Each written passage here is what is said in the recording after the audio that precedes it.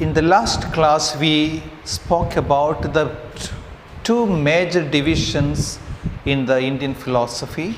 That is, one is the orthodox group and the heterodox group, or the non-orthodox group. In the orthodox school, which is also called the Astika system, Astika means that which bases its belief, or it accepts the authority of the Vedas as the old scripture and their source of scriptural authority. So those schools which accept the authority of Vedas, they are classified into Astika system, and those which do not accept, they are classified as Nastika system. In the Astika system, we are going to see the schools which are belonging to the orthodox group or the Astika system. Samkhya.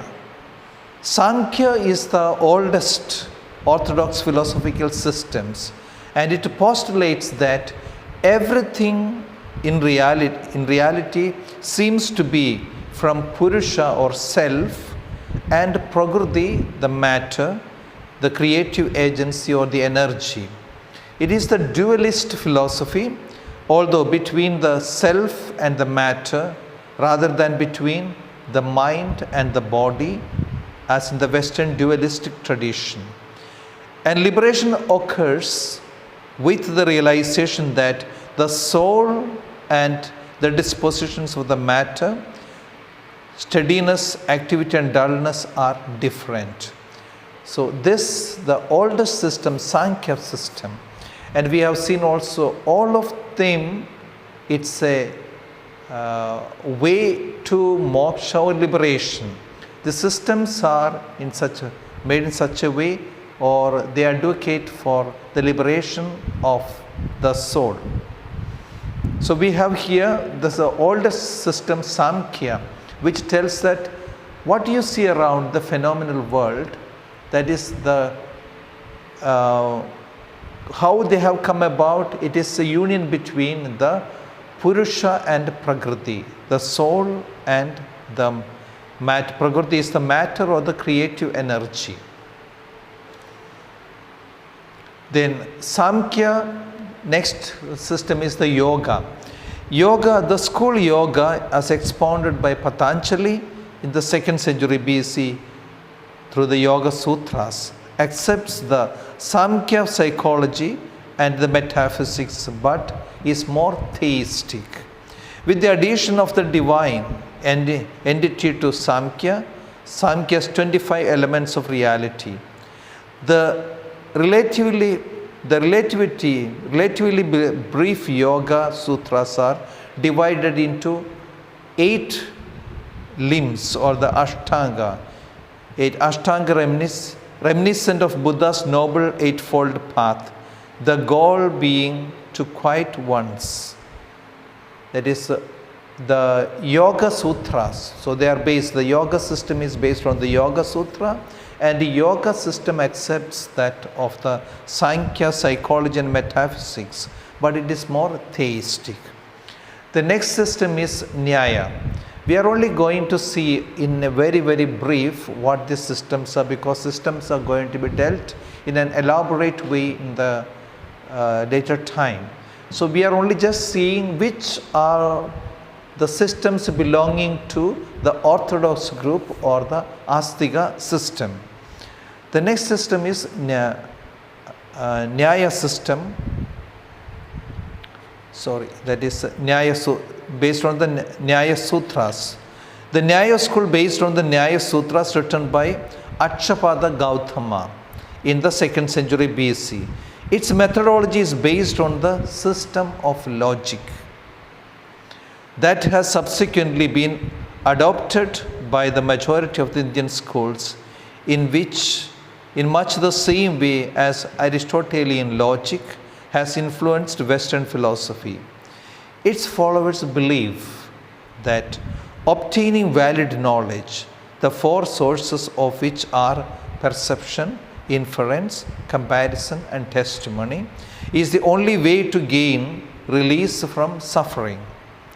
Nyaya developed several criteria by which the knowledge thus obtained was to be considered valid or invalid, equivalent to the Western analytic philosophy. So Nyaya system is based on the logic. So too we will see in the Greek philosophy or the Western philosophy, that is Aristotelian logic. So the Nyaya system tells it to follow, its followers believe that obtaining valid knowledge, what are the knowledge which are valid? And according to Nyaya system, there are 4 ways of knowing things, that is perception, inference, comparison and testimony. Is the only way to gain release from the suffering. So through knowledge you are going to relieve yourself from the suffering. Nyaya developed several criteria by which knowledge thus obtained was to be considered valid or invalid. So that is the work of Nyaya system. So we have Samkhya, Yoga, then Nyaya, and next one is the Vaisheshika. The Vaisheshika system, the Vaisheshika school was founded by Kanada in the 6th century. So Samkhya, the oldest one, then we have the Yoga, Patanjali, expounded by Patanjali in the 2nd century. Similar or the same time we have of the Nyaya school by Akshapada Gautama in the 2nd century, followed by the Vaisheshika. That is, Vaisheshika school was founded by Kanada in the 6th century, and it is the atomist and pluralist nature. And it is atomist and pluralist in nature. The basis of the school's philosophy is that all objects in the physical universe are reducible to the finite number of atoms, and Brahman is regarded as the fundamental force that causes consciousness in these atoms.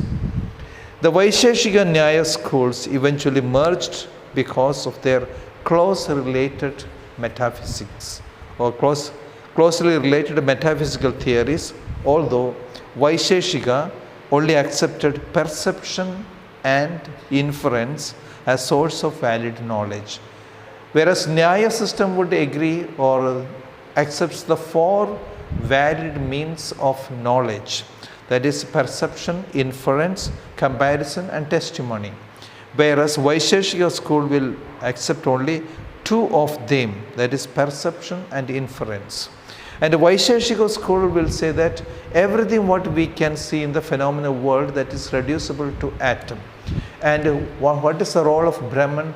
Brahman is the one which infuses, that is the consciousness to atom.